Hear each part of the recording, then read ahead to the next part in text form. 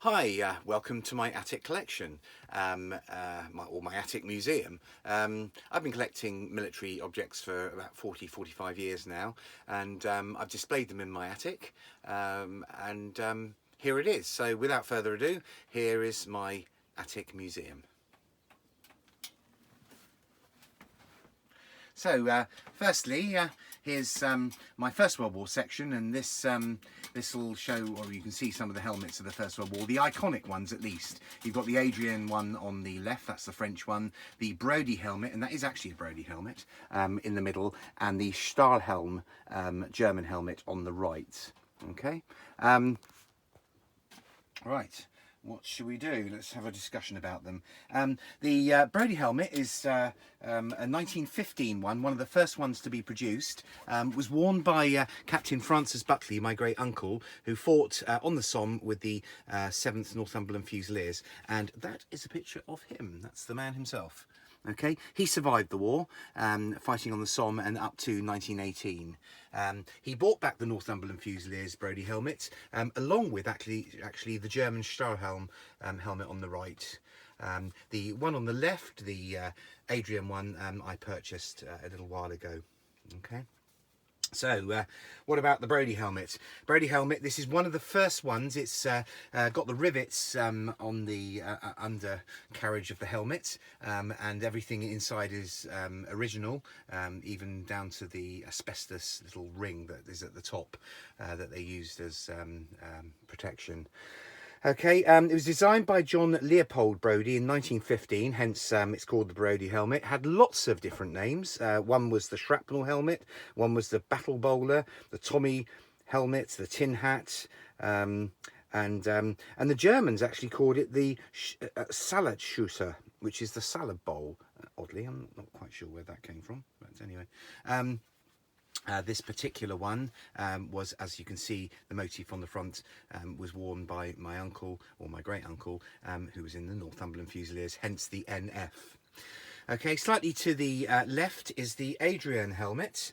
The Adrian helmet, this is the M15, was actually the first one to be produced. Was probably, however, the least good. Probably the best looking one, but like the French, they like to have everything good looking, but it wasn't necessarily that functional. Okay, it's got the exploding grenade on the front. That means it was used in frontline troops, or the line infantry, the front line infantry. This one was actually not designed, but encouraged to be produced by General Auguste Louis Adrian, hence it's called the Adrian helmet. Okay, but it was the first modern steel, mild steel, however, but the first modern helmet.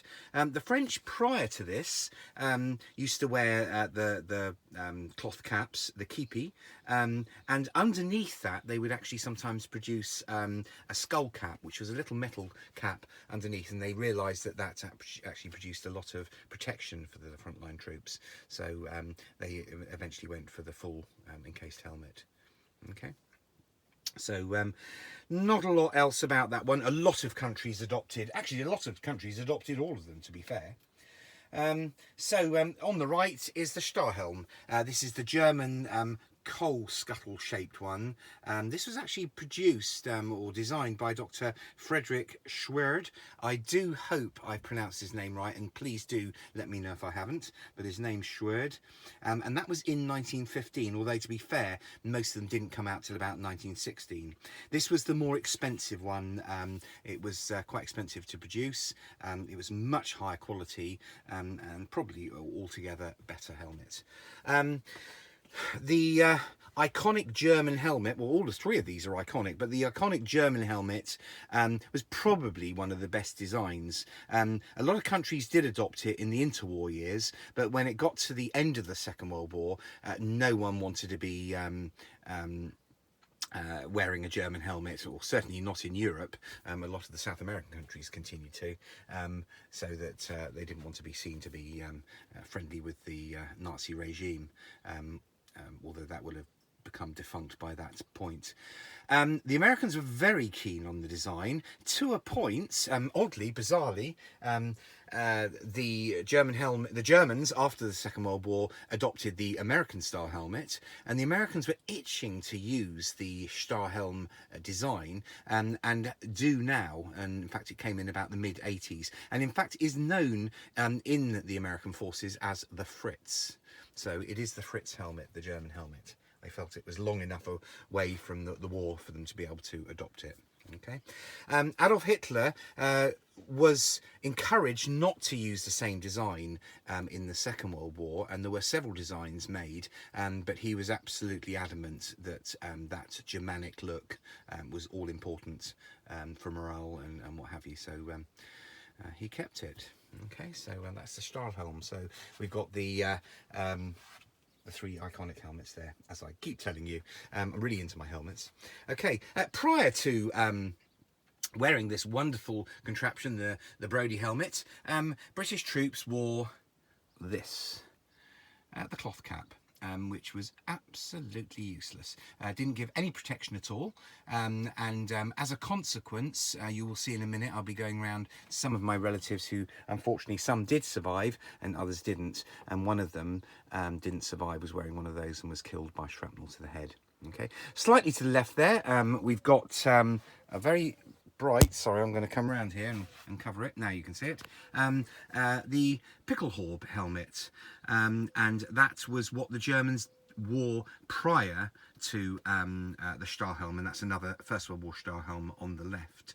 The Pickelhaube was next to useless, but not absolutely useless. It was made of stretched cowhide, so obviously a hot piece of lead would probably fly straight through it, but at least it gave a little bit more protection than the cotton there. Okay, so I'm going to get back to that little table in a minute. I'm coming back here. Fortunately, I'm doing this at dusk, so the sun's shining in a bit. Okay, moving down, you can see a gun there. That's not an original gun. It's not a real gun at all, actually. It's a fake gun that was used for square bashing and for the troops to practice with before they went into battle. Obviously, the real guns were being used in the battles. To the left of that is a periscope, and that might well have been an officer's periscope, might well have been purchased from somewhere like Harrods or some of the upmarket shops. And that would be purchased by the family and then sent to, sent to their loved ones, who just to make life a little bit easier. That one obviously prevented you from having to put your head over the parapet, so that was a really good piece of equipment. To the left of that is a trench shovel. Don't really need to explain what that is, and that's how they dug the trenches. And slightly to the left of that, we've actually got a First World War pistol holder. That pistol holder was owned by my great-grandfather, and not a brilliant picture of him, but I will show you, and that's him in the First World War. You can just about see him there. There you go. Okay, so moving it back here, that's another trench tool there on the straight ahead there.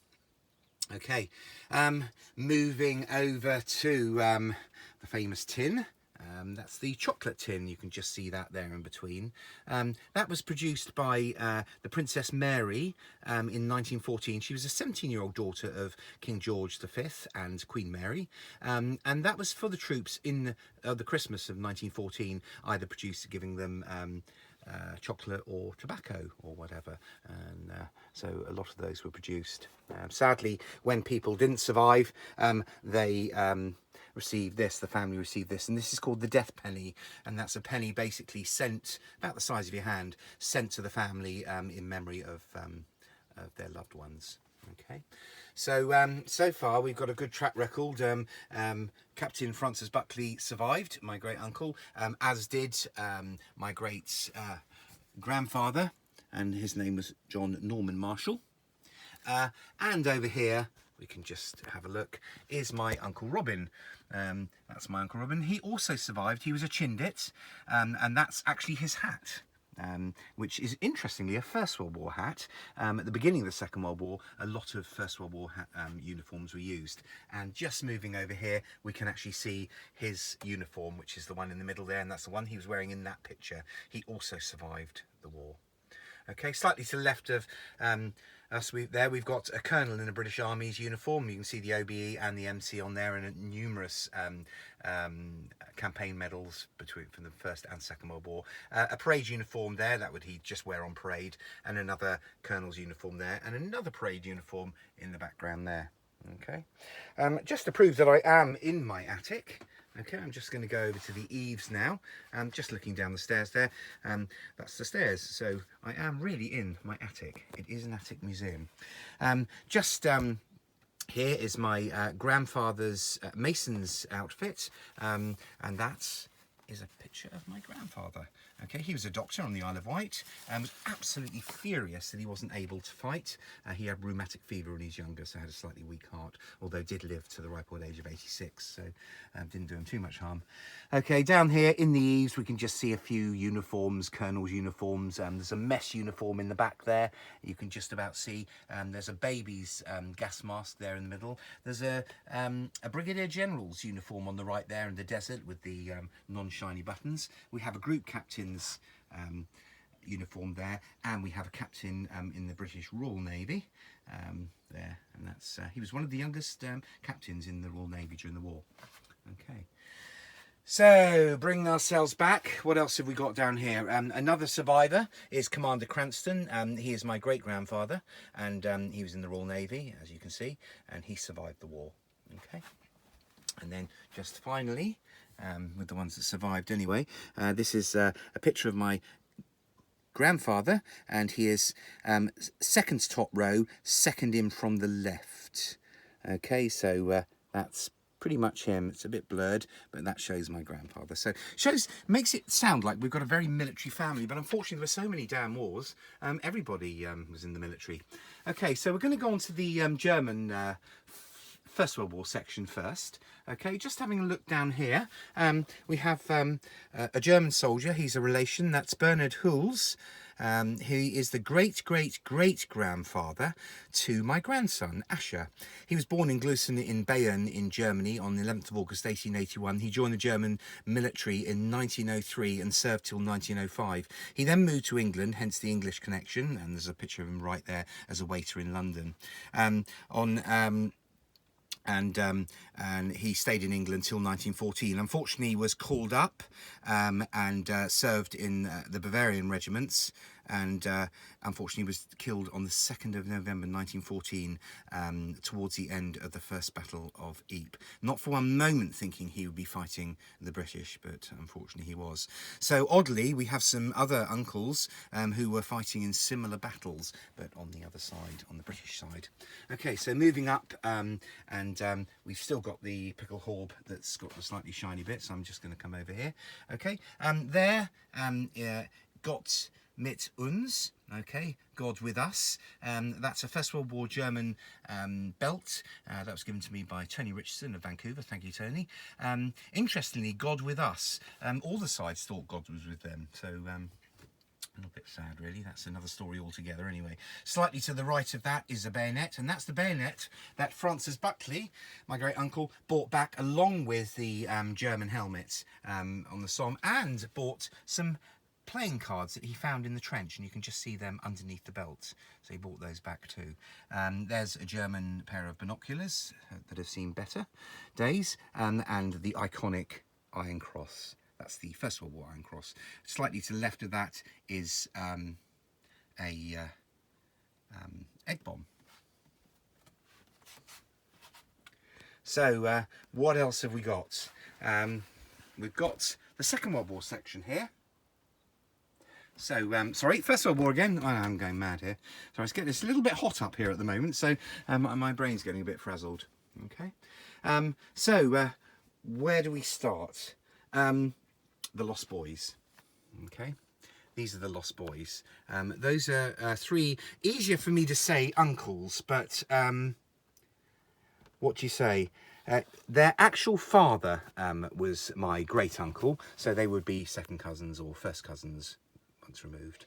Okay, the first one to die, unfortunately, sadly, was Rifleman Bernard Stubbs, and he died on the 23rd of 6th, 1915, aged 24, and he would have been probably wearing the very hat that's in that picture. Okay, Second Lieutenant Cecil Stubbs, that's the second one. He died on the 2nd of the 7th, 1916, and he was aged 22. He was a platoon commander and actually died, was fatally wounded first day of the Somme, but actually died second day. We have a letter from his Batman saying how he went out and was almost shot almost immediately. The snipers, the German snipers, were able to identify the officers either by a pistol or something that they wore, and would obviously go for them first. Finally, Second Lieutenant William Stubbs, he died 25th of the 10th, 1918, aged 21, tragically just literally days before the end of the war. Okay, so those three soldiers, and that is my great-grandfather, and that was their grandfather. So it just shows you our fairly close connection, and that's my great-grandfather's glasses. Okay, so just a slightly bigger picture of Bernard here, another picture of Cecil, Arthur Stubbs, and he signed that picture, and then a bigger picture down there of William Stubbs. Okay.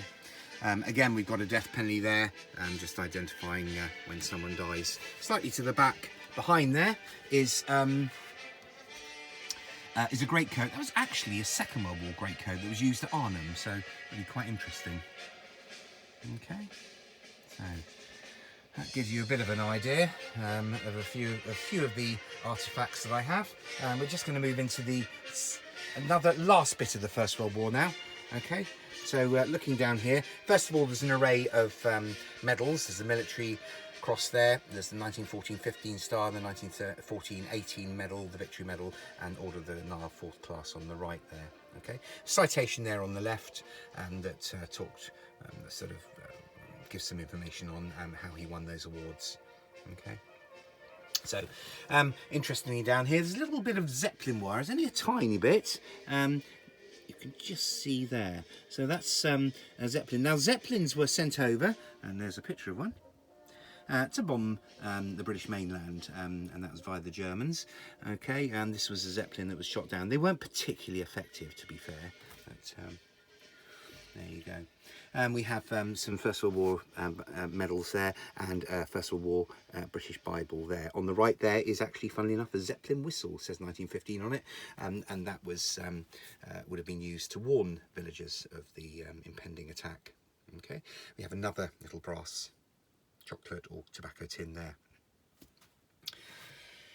So, what else have we got? We're coming up here. Oh, crumbs, the bagpipes.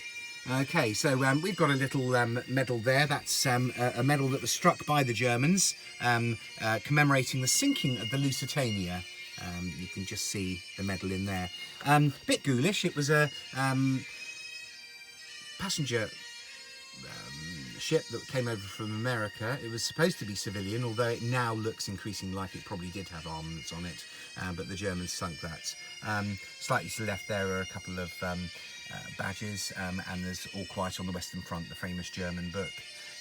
Slightly down from here you can actually see a German piece of wire, and that was actually found at Beyenvold, so which is on the Belgium Flanders battlefields, and that was found in a German trench.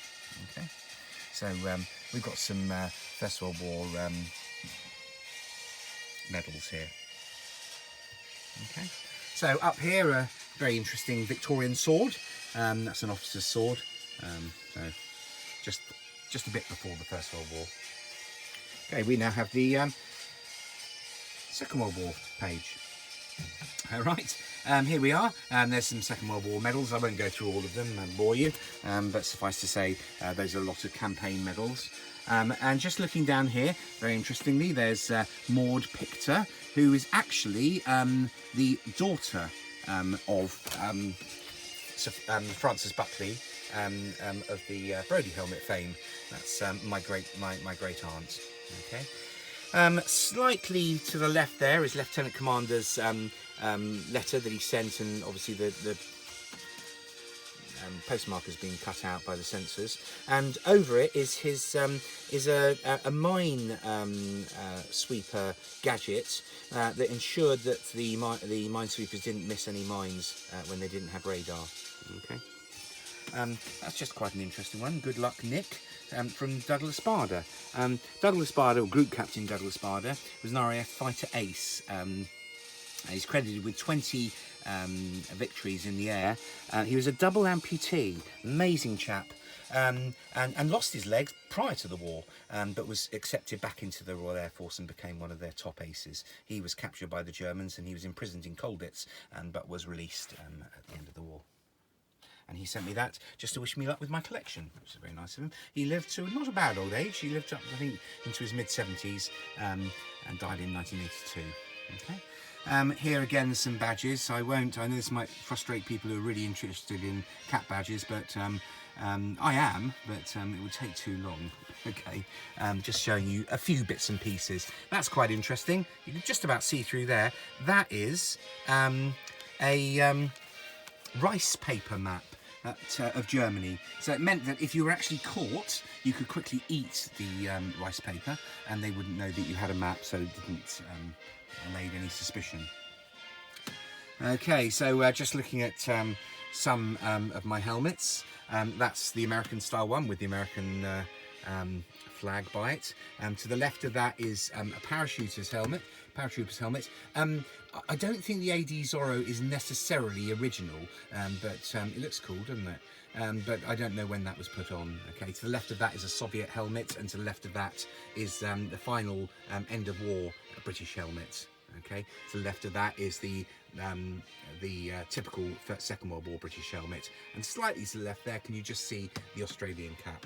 Okay, coming back round here, we've got the Stahlhelm there. Okay, the Stahlhelm, Second World War German helmet. Okay, and this is a little German section that we've got. We've got a naval dagger, ceremonial dagger, a bayonet there in the middle. That was actually a high-ranking officer's bayonet that was given to a sergeant in the British Army. The German officer, as the story goes, was not too happy giving it to a non-commissioned officer, as he was an officer. But the sergeant, and we knew his brother, was having none of it and had it. Slightly to the left, down to the bottom there, that is a Japanese suicide knife, a kamikaze pilot's knife.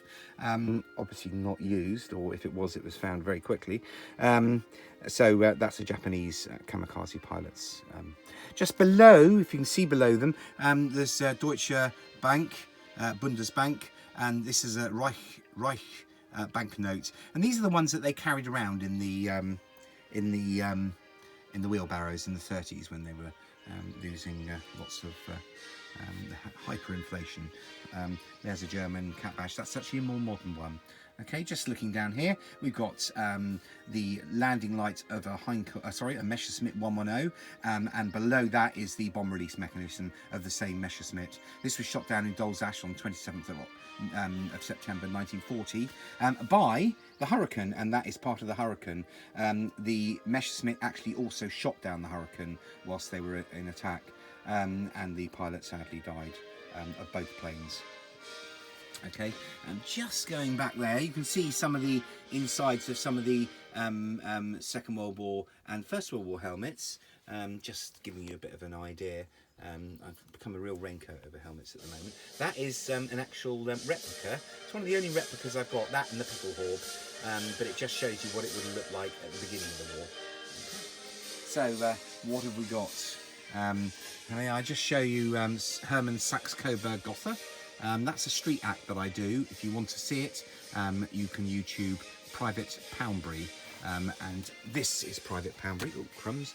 There's Private Poundbury. So I haven't actually taken Hermann Sachs Coburg Gotha out yet, but suffice to say he'll be out fairly soon. Interesting, just talking about the name Sachs Coburg Gotha. That is the name of our royal family. They're all Germans.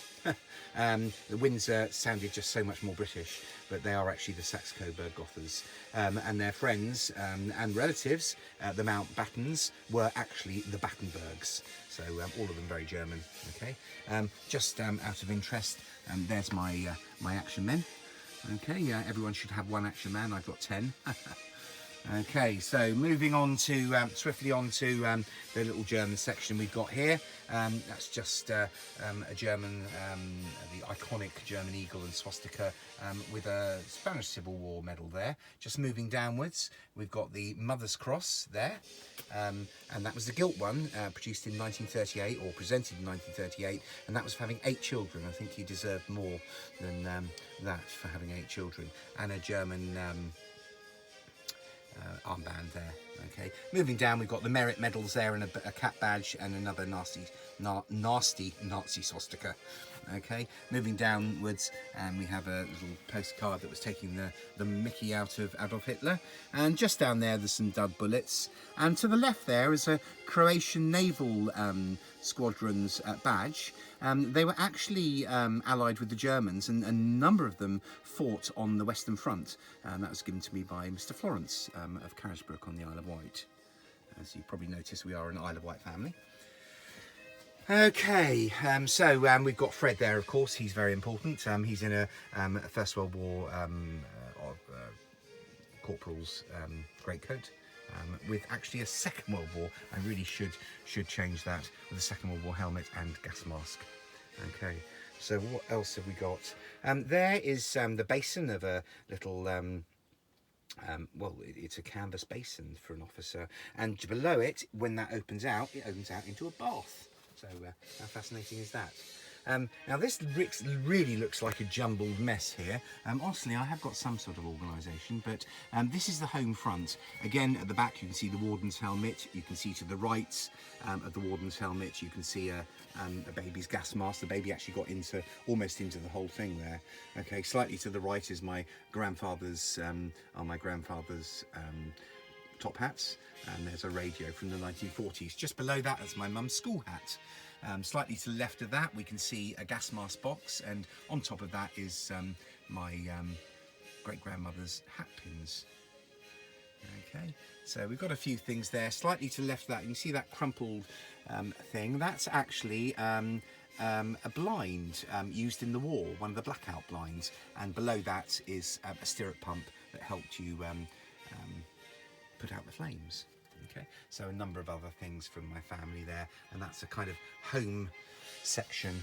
Okay, so what have we got here? Just moving down here, not anything to do with the actual war, but here we've got a couple of sergeant chevrons, and those were from the 19th century. You can see the red of the uniform still. Okay, slightly to the left there, there's an array of gas masks. Okay, and just here, that's quite interesting. I know it doesn't look that interesting, but that's actually from the greatcoat that we looked at earlier on, and that actually was used at Arnhem. That's a binocular case.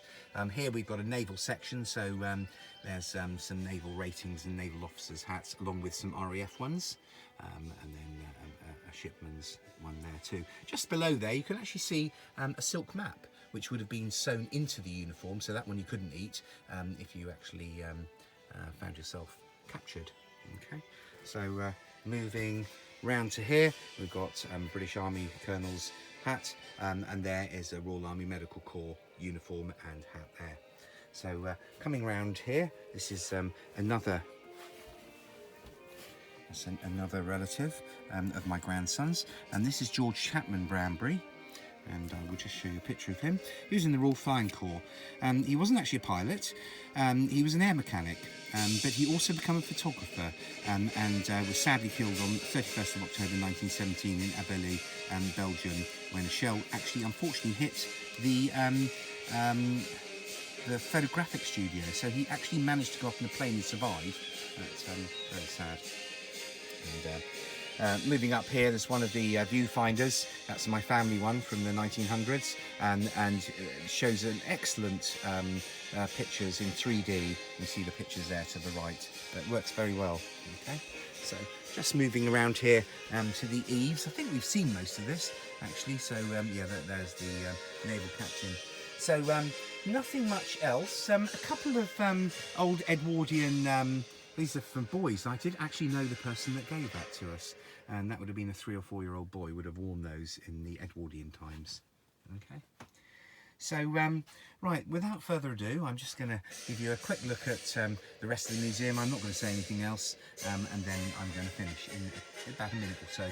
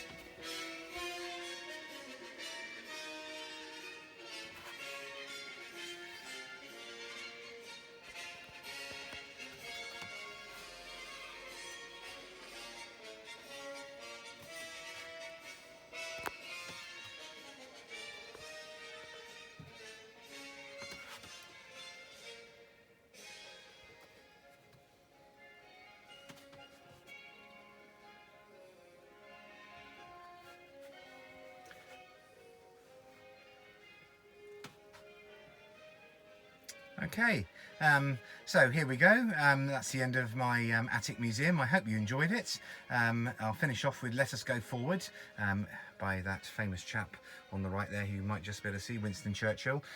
This is May 2020 during the COVID-19 pandemic.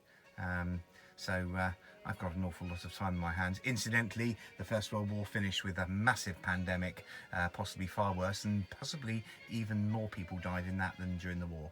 But anyway, that's the end of my little visit of my attic museum. I hope you've enjoyed it. Cheerio.